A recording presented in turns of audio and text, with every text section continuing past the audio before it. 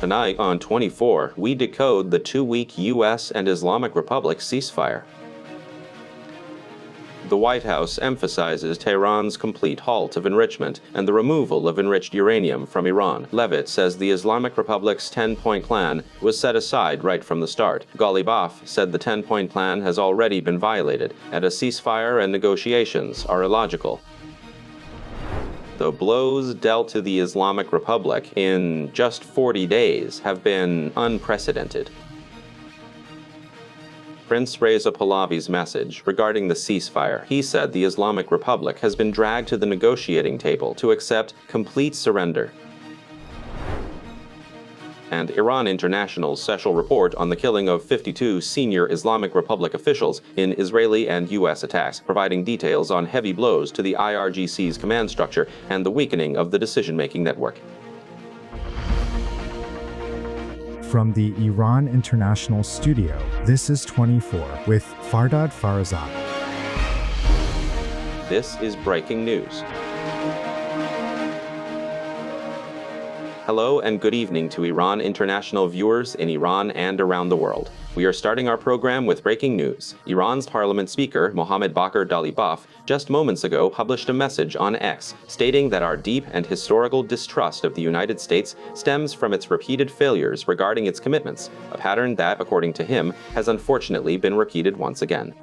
The Speaker of the Islamic Republic's parliament said that the United States has betrayed and violated the Islamic Republic's proposed 10-point plan in 3 clauses, and said that under such circumstances, a bilateral ceasefire or conducting negotiations is illogical. Minutes ago, the White House spokesperson, also referring to the ceasefire with the Islamic Republic, said that as the deadline approached, Tehran presented a more reasonable and completely different plan to the U.S., which the U.S. president ultimately accepted.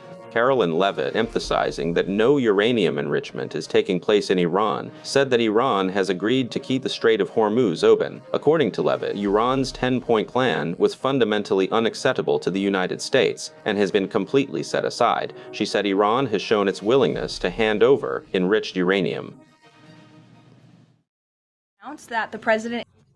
I can announce that President Trump is dispatching his negotiating team, led by Vice President J.D. Vance, accompanied by Wyckoff and Kushner, to Islamabad this weekend. The first round of negotiations will be held Saturday morning local time, and we look forward to these in-person meetings.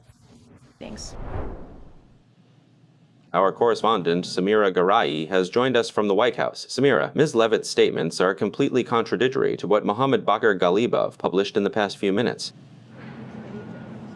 That's right. And basically, this whole discussion about the Islamic Republic's 10 conditions, and then the reactions Mr. Trump himself showed, and CNN saying he was spreading fake news, and that they were publishing these from a website in Nigeria, all of this was a big issue here since morning. And it wasn't clear what those 15 points were that the United States had provided to the Islamic Republic. Then what are these 10 conditions? Then, were there specific conditions that the United States said yes to, and then they are supposed to go review those 15 U.S. points or not? All of this was really a persistent source of doubt and political ambiguity until this detailed writing that Mr. Ghalibaf just published right now. This document can, to some extent, unravel this diplomatic enigma. It seems that those 10 points that the Islamic Republic provided to the U.S. government, considering Mr. Ghalibaf's recent statement, if we take that as the basis and valid, then to some extent its clauses were indeed valid. This includes the highly debated clause specifically related to nuclear enrichment. In its 10 conditions sent to the United States, the Islamic Republic declared, "I have the right to enrichment and will not abandon it under any circumstances." Mr. Trump rejected this, insisting they would abandon enrichment. He, Ms. Levitt, and Secretary of War Hack stated this morning that the Islamic Republic must surrender its buried enriched uranium to the United States. If they refuse, they warned, we have the tools to take it ourselves. This is also, again, a discussion, but Mr. Ghalibaf is now saying that they denied the right to enrichment itself. According to Mr. Ghalibaf, this is one of the items, clause 6 of those 10 conditions, which they came and denied. Two other issues are, one, the entry of a drone into Iran's airspace around Fars province. Mr. Ghalibaf is saying, this also, again, violates that ceasefire that was presented and violates that discussion of the 10 conditions we brought up, which was that no object should enter our airspace anymore. And the last discussion is also Lebanon, which, again, this was a big issue since last night, Fardad, the discussion about Lebanon, whether Lebanon is also included in this ceasefire or not. When Shahbaz Sharif came from Pakistan, he published that post on Twitter. He said that all areas involved in the war must be included in the ceasefire. Worse, the Israeli Prime Minister's office said this doesn't include Lebanon. Mr. Trump also said this today, and now we've reached a point where Mr. Ghalibaf is bringing up these three issues and saying that, in this way, negotiation and a ceasefire before the start of negotiations seems fundamentally illogical and unwise. But let me go back to the press conference that just ended here a few minutes ago. Parts of Ms. Lloyd's remarks, which you yourself refer to, regarding this discussion of enrichment and removing that enriched uranium. Let's go listen to parts of Ms. Lloyd's remarks. Addressing the issue of enriched uranium remains at the absolute top of the priority list for the president and his negotiating team heading into the next round of talks. As I stated clearly at the beginning, this represents a firm red line that the president simply will not back down from. He is fully committed to ensuring this critical security measure is definitely implemented. We remain hopeful that this objective will be achieved peacefully through diplomacy, especially since the Iranians have indicated they would hand the materials over to us. Fardad, the United States is looking for this 60% enriched uranium around Isfahan and Natanz, and it seems that it's still a point of discussion. We also talked about the enrichment issue. These haven't been resolved. The Strait of Hormuz issue also still seems to remain unresolved. Now, the Wall Street Journal is saying that the Islamic Republic has stated that they will still allow a limited number to pass through the strait, and will also collect tolls. Now, Ms. Lloyd is saying at the press conference that tolls are part of the restrictions, and Mr. Trump has said that there shouldn't be any restrictions, and then the Strait of Hormuz should be immediately opened. And conflicting news is being heard. The Fox News website, Fox Television, has announced that it independently reported this news, that there have been movements in the Strait of Hormuz. But other news is coming in that some tankers have received warning messages from the Revolutionary Guard. That's also not very clear right now. And let's not forget that this whole ceasefire and what Mr. Trump has in mind had one absolute fundamental condition. That fundamental condition was the immediate and unrestricted opening of the crucial Strait of Hormuz, which we also have to carefully watch to see what actually happens with that. Now, this statement that Mr. Ghalibaf has published is very important and might ultimately change the fate of the complex negotiations we have ahead. The negotiations were initially supposed to be held on Friday in Islamabad. By "were supposed to," I mean Pakistan had made such a formal statement, or we heard it from the Islamic Republic. Now, the United States is saying the meeting is Saturday. On Saturday morning, Mr. Vance, Mr. Wyckoff, and Mr. Kushner are scheduled to travel to Islamabad. From that side, Ghalibaf is also said to be coming. Yesterday, media inside Iran said that's not a case. Don't mention anyone's name. It might not be Ghalibaf. They confirmed Arrakchi. All this news is currently shrouded in ambiguity. And this discussion that Ghalibaf has now brought up, where he says you rejected 3 of our conditions without anything even happening, and that negotiation is illogical. We'll have to see what impact this will have in the coming hours. This is very fast. This news just came out. Specifically, we don't have an official reaction from Lighthouse or Mr. Trump yet regarding this story, Fardad. The situation is fragile. Thank you, Samira Garai from the White House. Regarding the details of the Iran-U.S. negotiations, Donald Trump wrote on Truth Social that many of the agreements, lists, and letters published about the Islamic Republic and U.S. negotiations are from individuals who have no connection to these talks, and in many cases, these individuals are deceivers and fraudsters. Trump emphasized that important points are discussed behind closed doors. He also said an hour ago that any country that provides weapons to the Islamic Republic will immediately be subject to a 50% tariff. Aram Hassami, professor of political science at Montgomery College from Maryland, is with us. Mr. Hassami, when we put Mr. Trump's words and Ms. Lloyd's words alongside the message that Mohammad Bagher Ghalibaf just published a few minutes ago, Abbas Arrakchi has also published something similar, almost, saying that continued attacks on Lebanon violate the ceasefire agreement. It seems that this makes the ceasefire very fragile. Perhaps fragile might even be an insufficient description, because even in the past hours, we've also heard bombings in Tehran and other cities. How much, really, do you think the negotiations are doomed before they even start?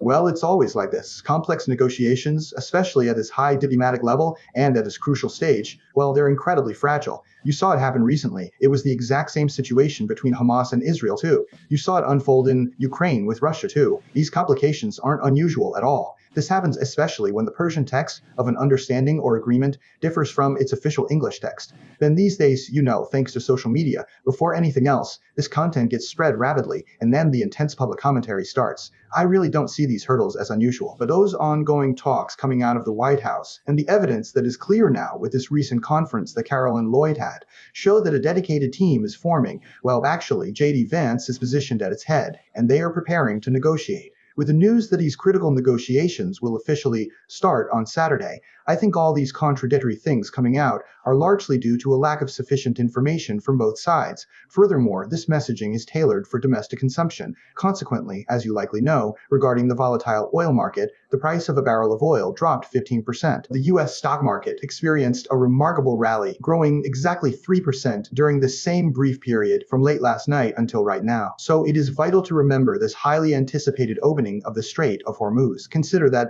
just 24 or 48 hours ago, the prevailing discussion here was completely consumed by apocalyptic fears about us utterly destroying and annihilating an entire civilization. Yet almost overnight, we have calmly reached this stabilized point. In my opinion, this drastic shift is simply part of the expected stages, the inevitable cyclical process that global economic systems naturally have to go through. In the past, we've also had the United States start attacking the Islamic Republic in the middle of negotiations or on the verge of negotiations. Now, it seems the differences are much more serious. Ms. Lloyd said Lebanon isn't even a topic for a ceasefire, whereas the Iranian side says Lebanon must be included. The Prime Minister of Pakistan also mentioned Lebanon in his initial message. There are other clauses, too, that Ghalibaf says the Americans violated. More or less, it seems there is an exchange of fire happening. Do you think this fragile ceasefire might have been a deception operation? Well, these days, absolutely anything is possible. You yourselves know that, as you rightly said, right in the middle of these delicate ongoing negotiations. But I think the specific way Lloyd spoke was quite telling. If you remember, at the very beginning of her remarks, she confidently stated that the primary military objectives of the United States of America have been fully met. Well, that's certainly a big claim. And then, if you pay close attention, she systematically listed 1, 2, 3, 4 concrete things that have already been accomplished. Well, in my honest opinion, this is entirely real. And if the current message coming directly out of the White House is truly speaking to a broader audience that encompasses the entire world right now, it is in fact giving the distinct signal that the active military operation is finally over. Moving forward, we simply need to deal with the complex issue of diplomacy and focus on finishing the long-term negotiations for several fundamental global issues. These critical matters naturally include the lifting of severe economic sanctions, as well as strictly managing enriched uranium stockpiles. If you look at the situation closely in this particular way, you might readily see this recent development as a vital part of that exact same ongoing process of diplomatic talks and peaceful negotiation. But exactly as you said, all of this current geopolitical situation is incredibly fragile and unpredictable. You might remember, if you recall his campaign rhetoric, former President Trump confidently claimed, "I can end the war in Ukraine in 24 hours. Yet, despite those bold promises, as you well know, the devastating conflict is still ongoing. Absolutely no ceasefire has happened yet. Clearly, this complex story is ongoing. Other countries are also involved, their interests ranging from the United Arab Emirates to Israel. How much do you think a ceasefire, even if it reaches a conclusion, can actually last? And will regional countries be willing to coexist with the Islamic Republic, which has endured and emerged from this war?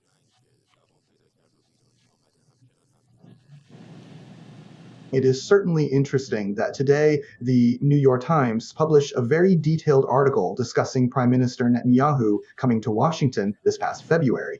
The piece outlines how he successfully convinced Donald Trump that a broader regime change is actually possible. Ultimately, Trump agreed to this controversial deal, conceding that regime change might be feasible. He did this despite the strong objections that had been voiced by top officials, prominently including J.D. Vance, alongside the Secretary of State and National Security Advisor, meaning Marco Rubio.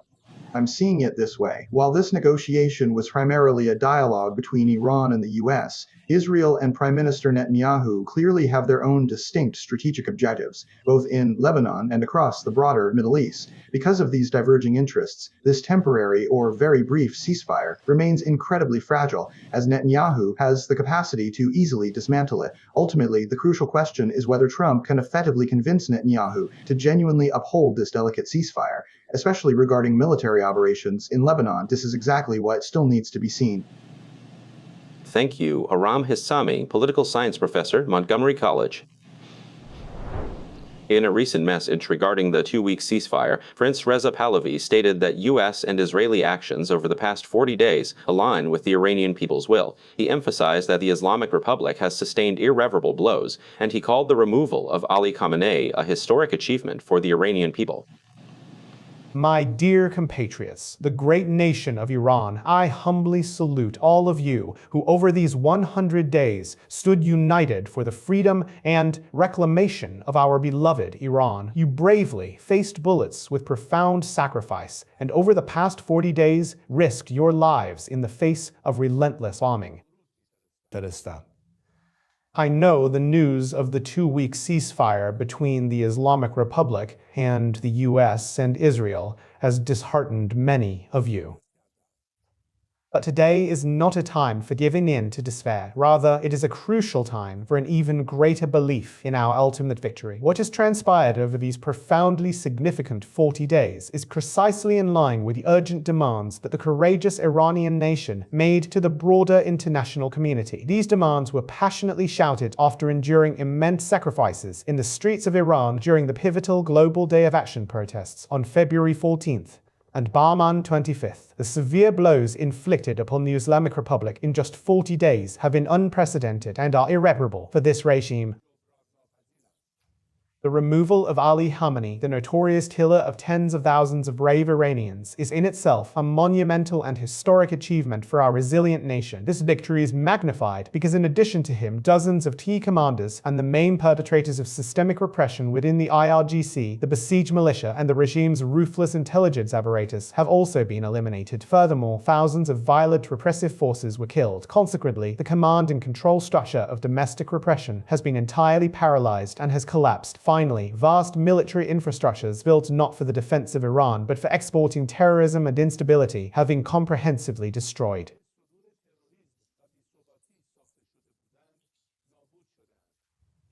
The regime's vital financial resources for brutal internal repression and widespread external terrorism have been severely reduced. Consequently, the Islamic Republic is significantly more isolated and hated than ever today, both regionally and globally.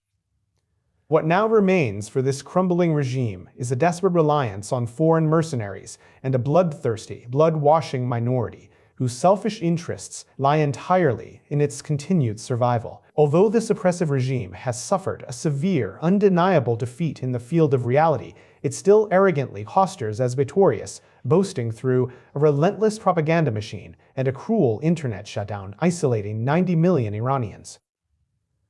The very same forces who proudly claimed they would never agree to a ceasefire have today lost both their top leader and their key battlefield commanders. After thoroughly losing the war, they have humbly accepted the ceasefire agreement and have been dragged directly to the negotiation table for their complete and unconditional surrender.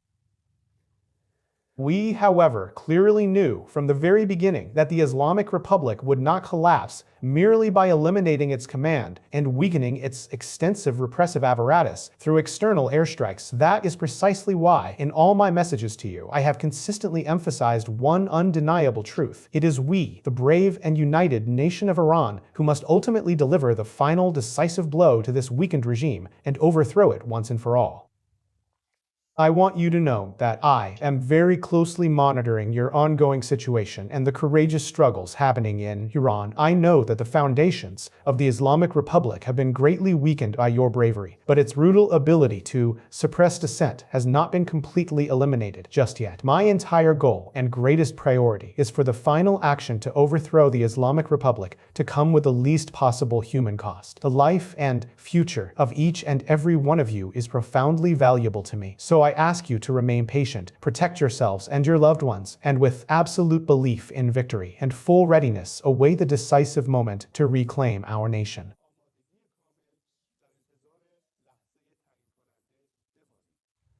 In the meantime, and all our dedicated compatriots living abroad will continue to stand by your side. We will, with all our collective might and unwavering resolve, loudly shout your righteous demand, which is to finally end the Islamic Republic. Please believe that no oppressive force in the world can ever stand against the unbreakable power of a truly united, resilient nation. This time, the Islamic Republic has no escape route or chance for survival, and it will be overthrown by the powerful hands of you, the great nation of Iran. Long live Iran. Ali Reza Kiani, editor-in-chief of Feridun magazine, is with us from Washington. Mr. Kiani, three important points in Prince Reza Pahlavi's remarks are quite striking. One is that he said, "We knew the regime wouldn't be overthrown by airstrikes alone." Second, he said the regime still has the power to suppress. And third, he said the final action should come with the least loss of life. How can these be put together to reach a conclusion? If the regime still has the power to suppress, how can it be overthrown with minimal loss of life? Congratulations to the great nation of Iran on the elimination of many regime figures, including Ali Khamenei, Ali Larijani, IRGC intelligence chief Majid Kademi, thousands of Basij forces, values-based individuals, and other thugs. That discussion, well, his emphasis that the regime won't fall with airstrikes, which is actually a very correct point, both strategically and, on the ground, and also in terms of his deep belief in national sovereignty. Just as he had, emphasized before, he had said the final fate of this battle will be decided not in the sky, but on the ground by the Iranian nation. And again, I emphasize, it also conveys his deep belief in the concept of national sovereignty, where the people aren't just spectators, but are the main agents of change. However, realism still dictates, that it must be acknowledged that the regime's vast power to suppress dissent hasn't been completely eliminated yet. It is a deeply entrenched ideological regime, and it has fiercely loyal supporters who have tied their entire lives, both financially and, mentally, to the continued existence of this system. They essentially have everything to lose. That's why his strict emphasis on reducing unnecessary casualties and actively avoiding reckless actions is actually part of that same responsible outlook he's always felt towards the Iranian nation. Look, Prince Reza Pahlavi doesn't just see true victory in the mere fall of the regime, but also in exactly how it's achieved, and how lives are preserved. Within this framework, that waiting for the decisive moment, in my opinion, comes from his responsibility. And anyway, it will definitely lead to a decisive and fateful action. I'm reminding you, dear Fardad. So my question is, how will we reach that point? How will the Islamic Republic's power to suppress decrease, or the protesters' power to overthrow increase? As you said. Well, look, the protesters' military capability will definitely increase. There is absolutely no doubt about that. Look, let me just remind you of one key point regarding this matter. In this discussion, actually, His Royal Highness himself spoke here with very interesting precision about a specific 100-day. He said this is a battle between the Islamic Republic and the Iranian nation. These 40 days of conflict between the Islamic regime and America and Israel, in the grand scheme, aren't just a geopolitical, regional, and international dispute, but rather an extension of that same battle between the Iranian nation and a regime that has lost its legitimacy. Actually, as long as Israel and America are weakening and striking the Islamic Republic, they are playing the role of allies of the Iranian nation. We, of course, have no illusion that Americans got involved because of the Iranian nation's interests. It's about converging interests. At the same time, we know the U.S. government must be accountable to its domestic critics and voter base. But the very essence of his statement about the 100-day period was very precise, and if we have such a perspective that this has been part of the war between the Iranian nation and the Islamic regime, then this war between America, Israel, and the Islamic Republic has two benefits. One is that the final resolution of this issue rests with the Iranian nation. And now, in response to what you said, it shows that the military processes against this regime and the increasing pressure from America and Israel against this regime, despite its complex appearance, actually have a simple result, that the regime is getting weaker and weaker. In these 40 days, I'm reminding you, and I'm sure you're well aware, the regime has faced blows that have not only been unprecedented, but are also irreparable. Ali Khamenei himself, the elimination of Ali Khamenei. Look, Ali Khamenei wasn't just the leader of the Islamic Republic, he was a symbol of cohesion within the regime. You've surely read the news about the disagreements that now exist between figures like Ahmad Vahidi and Masoud Pezeshkian. Ali Khamenei himself used to manage these tensions, these internal disagreements within the regime. Now the chain of command within the Islamic regime has fundamentally been disrupted, and actually the elimination of Ali Khamenei himself has changed a lot of the equations. And you know better than me, this kind of situation, I mean the elimination of that leader within ideological regimes, is actually, you could say, far more dangerous and, in a way, a prelude to their ultimate defeat. It wasn't just Khamenei, actually. When I congratulate the Iranian nation in this recent war, it's not without reason. Ali Larijani is removed, Ali Shamkhani. Mr. Kiani, since we're short on time, if I've understood you correctly, you're saying that we should wait for the government to collapse from within, given its internal disagreements. Definitely. Actually, these two are in line with each other. Definitely, these two are in line with each other. I mean, both that we should wait for more and more. Wait, meaning we're seeing the process of the regime weakening more and more. And that final action that Prince Reza Pahlavi mentioned, they said that when the time comes, he will in fact have that necessary statement for the Iranian nation regarding that final action. Thank you, Alireza Kiani. Faridun, editor, Washington. Just minutes ago, referring to the ceasefire, Israeli Prime Minister Benjamin Netanyahu stated that Israel still has objectives it intends to achieve, either through an agreement or by resuming the war. He emphasized that Israel has secured gains that previously seemed completely imaginary. These remarks followed extensive Israeli strikes carried out an hour earlier against Hezbollah positions in Beirut, Bekaa, and southern Lebanon, where Israel claims hundreds of Hezbollah forces were targeted. In response, Fars news agency says that in response to this attack, the Islamic Republic is finalizing plans for a retaliatory action.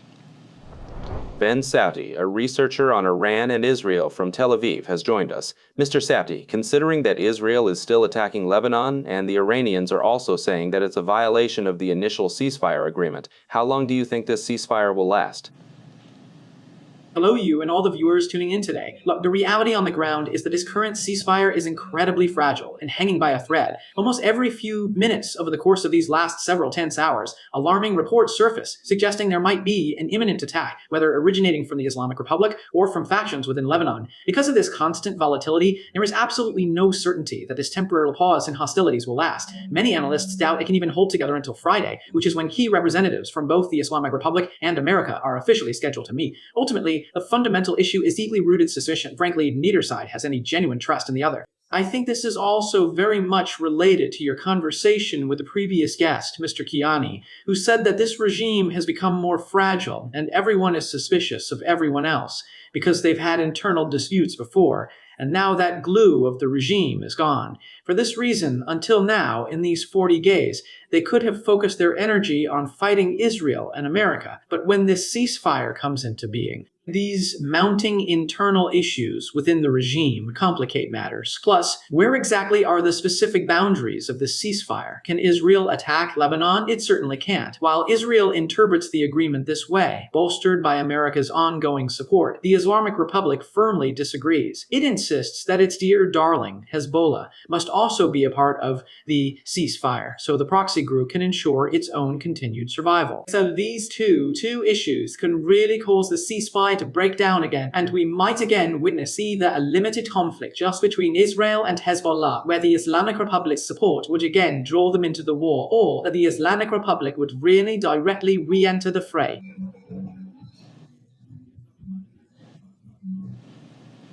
Mr. Safdie, there's no doubt that the United States and Israel have had many achievements on the ground, from eliminating the leader of the Islamic Republic to reducing the Islamic Republic's missile capabilities and killing many IRGC commanders. But if the Islamic Republic emerges from this agreement alive and well, how much do you think the Israelis have lost the war in that bigger picture?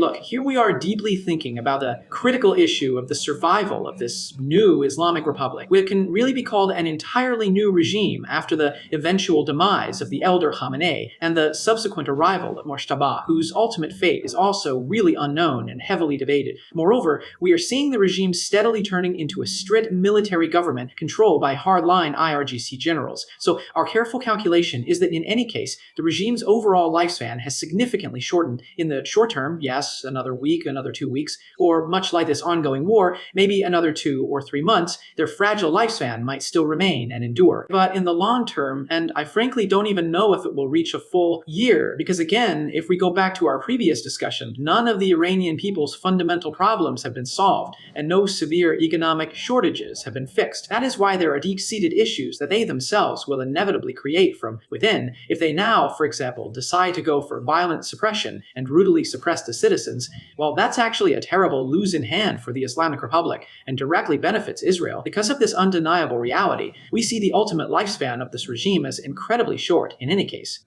If we evaluate the loss over these past 2 weeks, well, yes, today the people of Israel were understandably upset. They felt like, why did you abruptly abandon the war right in the middle of it? They were very upset. But if we patiently wait a little longer and look at whether this fractured regime, which has lost its vital internal glue, will actually remain there, then we think it really won't have a long lifespan.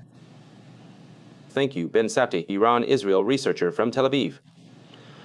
With the halt of attacks on Iran, Iran International's website, my colleague Murad Vaisi, in a special report has covered the most important commanders of the Islamic Republic killed during this war, actions that have included the elimination of a significant portion of Iran's high-level military and security command layers. The report states that the blows inflicted on the IRGC's command structure have been so serious that they have brought it to the brink of collapse and even caused disruption in the regime's decision-making process.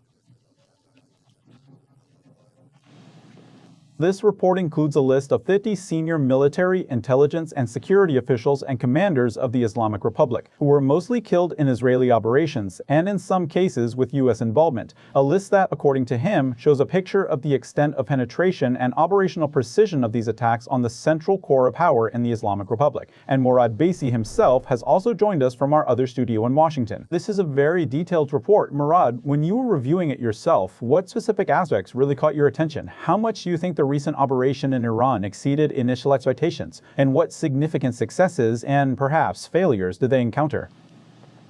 When I was initially preparing this analysis, well, I was also looking at it from a broader, general perspective. The Islamic Republic is undeniably one of those systems where powerful figures are far more important than formal institutions. Recently, 52 key individuals of the regime were eliminated, mostly high-ranking IRGC commanders. These crucial officials operated across 3 critical areas: the governmental political structure, the military structure, and the domestic suppression structure. Meaning, within the 3 absolute main pillars of the Islamic Republic's survival, these remarkably important individuals were decisively killed, creating a massive vacuum. There are 52 people who the Islamic Republic was known by. A lot of other key figures aren't around anymore. Khamenei isn't here, Shamkhani isn't here, Larijani isn't here, Khatib isn't here, the Basij commander isn't here, the IRGC intelligence commander isn't here, Soleimani isn't here anymore, Bagheri isn't here, Rashid isn't here. A lot of figures aren't here. That's one point. The second point is that it's not just the figures. With these figures who were killed, 10 main governmental institutions were severely damaged. Let's say, hypothetically, that figures aren't important. Institutions are. 10 institutions were damaged. The leadership has been damaged. The previous leader was killed, and no one has seen the next leader yet. Besides the leadership, the previous secretary and the current secretary of the Supreme National Security Council were killed, meaning Shamkhani and Larijani. The defense council they had formed to manage the war was destroyed on the very first day.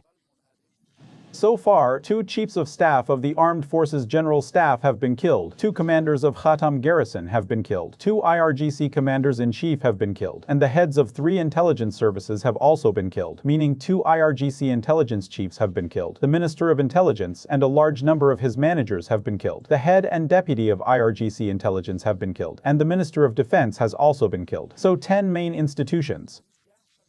The institutions have also been damaged. When I put all these together, I'd say a combination of key figures have been eliminated, and 10 main institutions have also been damaged. Whether we look at it based on individuals or based on institutions, the Islamic Republic's position has become extremely fragile.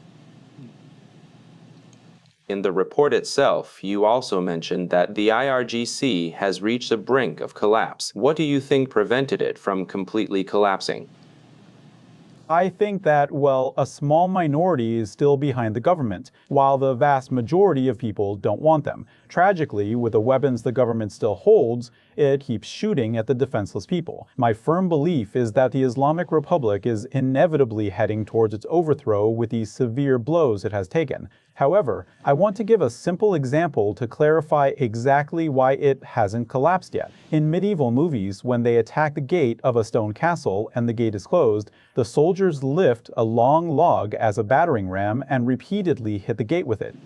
They might hit it 30 times, and then it breaks. Does that mean the previous 29 hits were useless? No. Those previous 29 hits weakened the gate. It broke because of the 30th hit. Maybe we're currently at, I don't know, the 20th stage, the 25th, the 28th. I don't know. I don't want to put a value on it. But I want to say the Islamic Republic has reached such a state. Due to a large number of key officials being killed and its institutions being heavily damaged, it has become extremely fragile. The way I describe it, it could break with any other major blow. Maybe we're currently at the 25th low, the 26th, the 23rd, and maybe it was just one blow away from breaking. Maybe, for example, if Ghalibaf had also been eliminated and Trump hadn't stopped, and maybe if those attacks last night had actually happened and caused severe economic chaos, maybe this total collapse would have inevitably happened. The way I even put it is this: why did the Islamic Republic accept, despite claiming up until 24 hours before that it wouldn't accept a ceasefire? Because it would give the enemy a vital chance to regroup. Why did its mind change so abruptly? It was because the leadership was deeply worried that if critical infrastructure like power plants, ridges, and oil refineries were targeted, widespread economic chaos would rapidly arise across the entire country. That is why it ultimately backed down. In military matters, there's a foundational principle that says the sheer intensity of the opponent's threat determines everyone's breaking point. Because Trump significantly escalated the threat, I think the Islamic Republic finally caved. Every system, naturally, eventually breaks at some point, or to use your description, that gate. Every gate eventually breaks somewhere. But the fact that that gate stays in place until the 28th stage, well, it eventually shows that it can withstand 28 stages. How well do you think, from a strategic point of view, it played its limited cards by internationalizing the war, shifting the costs to regional countries, to global trade, to manage to last this long? I think the madman strategy it continued. Tactically, it might have been successful, but strategically, it turned the situation against itself. Exactly like Saddam Hussein. Saddam Hussein tactically created good situations for himself, but strategically, he was bringing himself closer to overthrow. The crucial thing is, now that so many of the Islamic Republic's top commanders have been killed, the most important geopolitical change in its environment is that the 6 Gulf Cooperation Council countries are no longer appeasing it. They are its active enemies now. The regime can no longer use Dubai as a hub to circumvent international sanctions. It cannot use it for illicit currency exchanges, and it can't use it for front companies. Strategically, the Islamic Republic has significantly worsened the long-term situation on the path to its downfall, but tactically, for now at least, it has bought itself some time. Thank you, Murad Vaisi, from our other studio in Washington, D.C. Reuters, citing the ceasefire and quoting an Islamic Republic official, says Iran might reopen the Strait of Hormuz on Thursday or Friday. According to the Reuters report, this reopening will be limited and for all vessels coordinated with the Islamic Republic's military forces. At the same time, Oman says that the passage of ships through this international waterway should happen without any fees. Our reporter Ardavan Ruzbeh from the State Department in Washington is with us. Ardavan, there are still a lot of doubts and ambiguities about the how and why of the Strait of Hormuz reopening.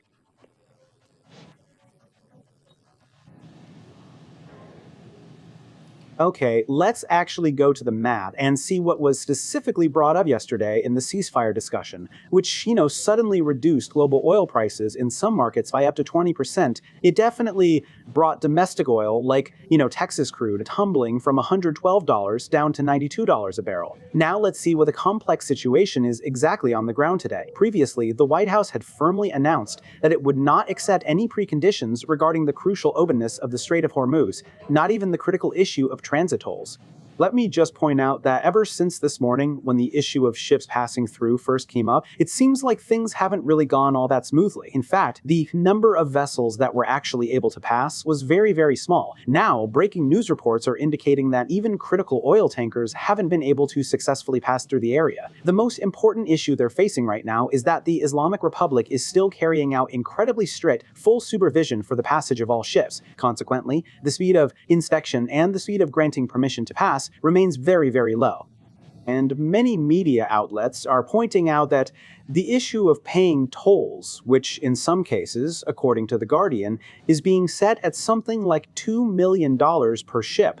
The method of paying that isn't clear, even if a company is willing to pay. Because, the Islamic Republic is under US and international sanctions. As a result, no money can be transferred to it.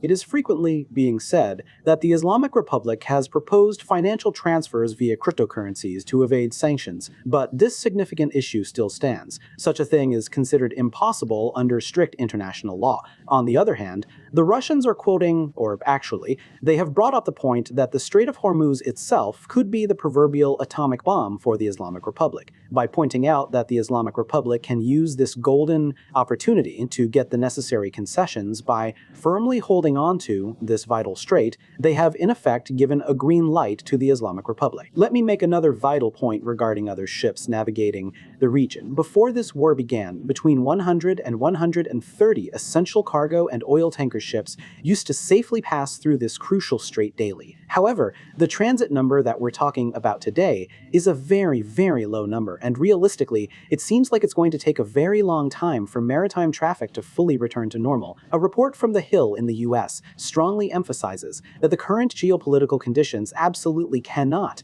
be such that this strait returns to its pre-war state very quickly and simply gets to a point where normal global trade just happens effortlessly. Now, for many observers, this issue is once again showing its greater significance, proving that the Strait of Hormuz's importance for the global energy and oil market is well beyond what was even imagined. It has created various overlapping crises within just this brief 40-day period. Some prominent media outlets, such as CNBC, emphasize that the market for food and essential raw materials in Europe has been greatly affected. Of course, in the United States, it is mostly fuel and gasoline prices that have been affected, but in Europe it is now showing a much greater overall economic impact.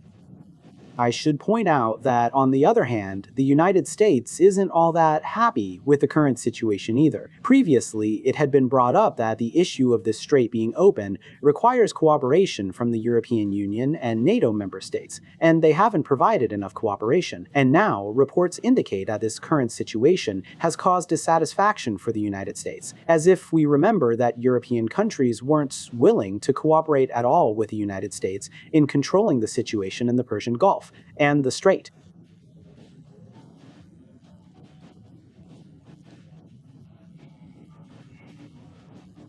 This applies especially to Spain and France, whose actions had directly caused Trump's noticeable dissatisfaction, an issue he has brought up repeatedly in both private discussions and public forums. But let me make another vital point, drawn from The Guardian, which notes that Britain currently has absolutely no desire to get involved or actively engage in broader conflict. The Guardian explicitly emphasizes that Britain will dedicate its ongoing efforts to focus solely on maintaining vital maritime security in this contested strait, and not on entering the wider war. Once again, this familiar discussion comes up, making it seem highly likely that the United States, alongside Israel, must take over these operations entirely by itself.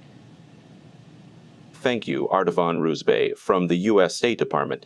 Before the end of the program, we have a short moment to see live images from the skies of Beirut, where it's still witnessing bombing by the Israeli army. In the past hour, Abbas Araghchi, the Islamic Republic's foreign minister, has said that the conditions for a ceasefire between Iran and the U.S. are clear and explicit. America must choose either a ceasefire or the continuation of war through Israel. It cannot have both of them, and it has said that the world sees the killings in Lebanon. The ball is in America's court, and the world is watching to see whether it will fulfill its commitments or not. During these live images from Beirut, you can also hear the sound of what seems to be a drone above the skies of Beirut. Thank you for joining us on 24 tonight.